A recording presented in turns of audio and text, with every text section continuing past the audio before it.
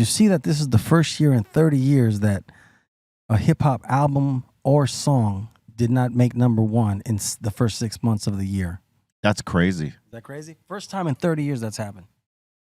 You know, when you think about what's happening in music these days, and in most, you know, in general with hip hop, in rap music, you can't. You know, it's like the same thing with some of the so-called urban stations back in the day when they were #1 and they were cracking, and now they're number 40 in the market or something like that. They were #1 for many years and then they fell off. And there's a reason for that, right? When they were #1, and you know this better than I do because you were one of the ones breaking a lot of these records. A lot of these records were, and albums were unique and distinct sound, and they had something to them that was catchy and a vibe and infectious, right? But there was a uniqueness in all of them. Nothing sounded the same. True. These days, in today's market, it's cookie cutter shit. And I'll ask for a reprieve on this. Can I get one? Reprieve? No? Yeah, okay. All right. of course. Yeah. Right. It's cookie cutter.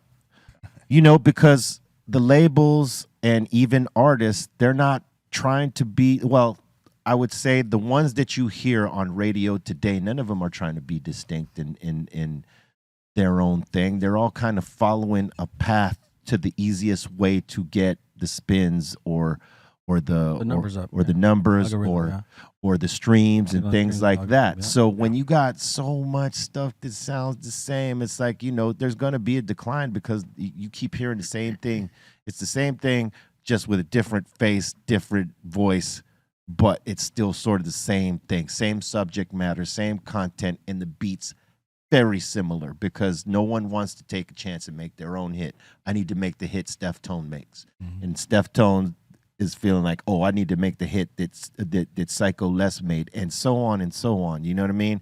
And that right now is the general problem I see in today's game is there's too much of that cookie cutter style, you know, get down. In and out quick. It's less creative. Buzzes for about 5 minutes and it's out, you know what I mean? So just like the stations that play this music have dropped to 40 because they're not playing anything compelling. It's all the same crap, right? Yeah.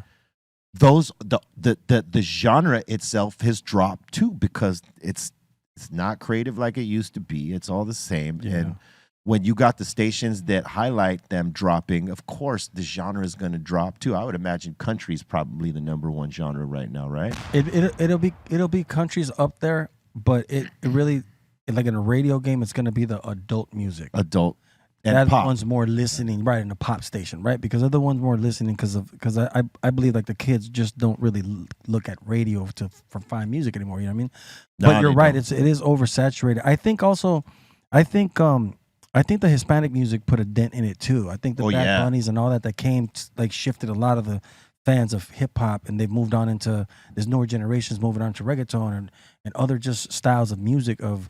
You know, the corrido tumbados, all that's really hot in the street with the kids right now. So I think it's kind of we're watching a kind of a couple of things happening at one time, and that's why I think hip hop is where it's at right now. It's taking a little dip. There's not really nothing you look at. What album are you really waiting for right now? Like, 'cause we used to wait. Real Cycle. You know, Real Cycle. Real Cycle. But in our time, you know, we were like, oh man, Redman's gonna drop next month. Anticipating an album. Ghostface is dropping. Man, I mean, if you went back to like '98 and all that and look at all the albums that dropped, you'd be like, damn, there was some bangers. Classics. Classics. Transcend time.